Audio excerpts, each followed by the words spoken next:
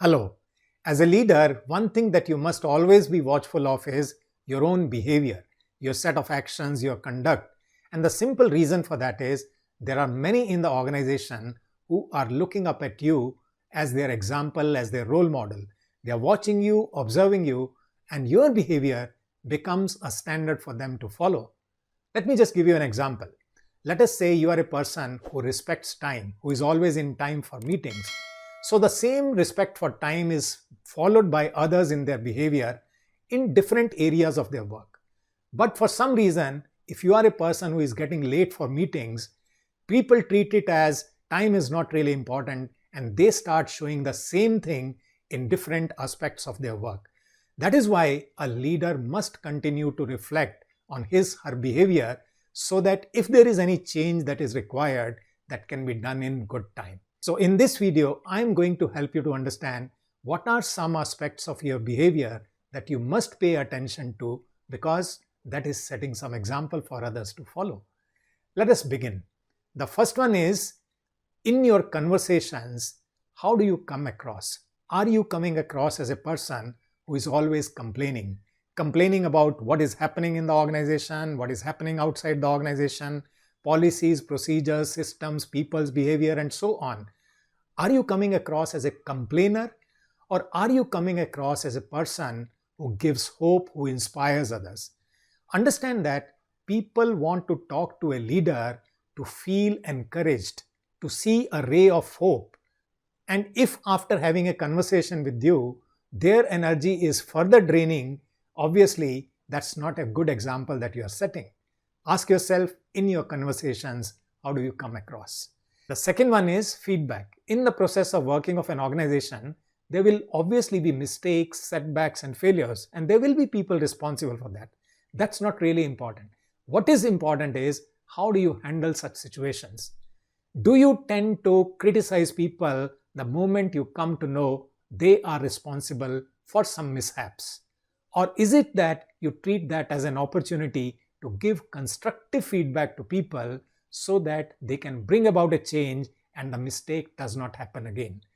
If you are a person who is criticizing others, obviously that is resulting in further bringing down their morale. See, what has happened is, first the mistake has happened and now you are criticizing, their morale further comes down. And that is not setting a good example as a leader. Third one is listening. If leaders in organizations start listening to their people a little more, there will be a very positive influence in the overall climate of the organization. What is happening more and more is leaders tend to ignore others when it comes to listening. Just inquire from yourself, in the last meeting that you attended, who was speaking more? The person who was in the leadership role, or everyone in the meeting was able to speak up? When leaders are not listening, they are missing out on the ideas of people. They are missing out what is going on in the minds of people. What are the challenges people are facing? So they are not able to understand what is really happening at the grassroots. That is why leaders need to listen so that they can set a right example. If you are listening to your people will listen to your customers. It's as simple as that. The next one is vision. What are you looking at? Are you looking at the numbers of the next quarter, next half year, next 1 year? Or are you a person who is looking 5, 10, 15 years down the line? Not only in terms of number, but in terms of the organization that you want to create. How do you want the organization to evolve over a period of time? Is it inspiring, and are you able to convey it to people? Because when people see an inspiring vision, that is when they start feeling connected to the functioning of the organization. That is why start looking ahead rather than just looking at numbers down the line. The next one is decision making. Are you a person who comes across as a decisive person or as a person who just sits on decision? Decisions need to be taken in time based on information available. And what is it that stops people from taking decisions? Because there's an element of risk involved. Because the consequences of decisions are unknown. But let me say this, unless you take a decision, how can you expect any action from others? How can you demand any action from others? That is why you need to take decisions and demonstrate that you can handle whatever be the consequences of those decisions. Yes, decisions do go right and decisions also do go wrong, but you need to be a person who can handle any kind of situation based on your decisions. The next one is learning. Leaders need to be constant learners, and that is how the learning environment will get created. I have experience in my journey as a trainer and a facilitator that people do come and attend training programs, but they are not really involved fully. And one of the reasons for that is, how do leaders look at those training interventions? In an organization that I got an opportunity to work with, I trained over 1,400 people over a period of time, but never for once did I get an opportunity to interact with the leader of that organization to understand what is it that is happening in the training program. He may have got his own inputs, but face-to-face conversation with me never happened. So understand that message goes across whether the leader is really interested or involved or not.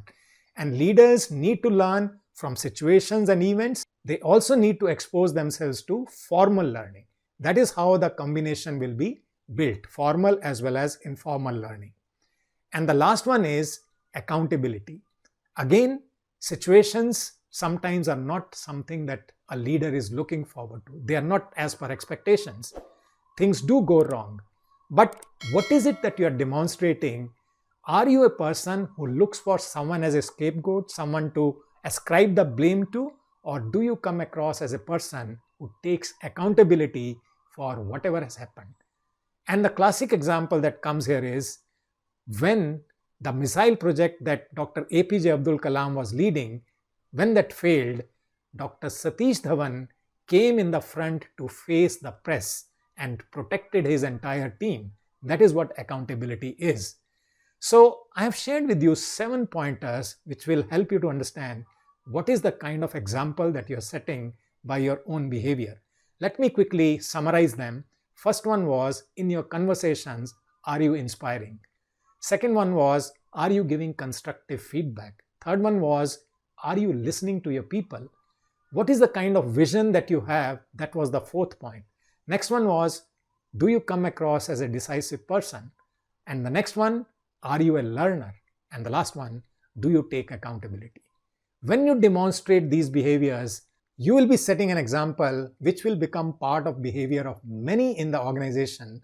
And obviously, the result will be the whole organization will start growing at a much faster pace, because these are all constructive behaviors, useful behaviors. I'll meet you in my next video. I wish you all the best. Stay safe, stay healthy.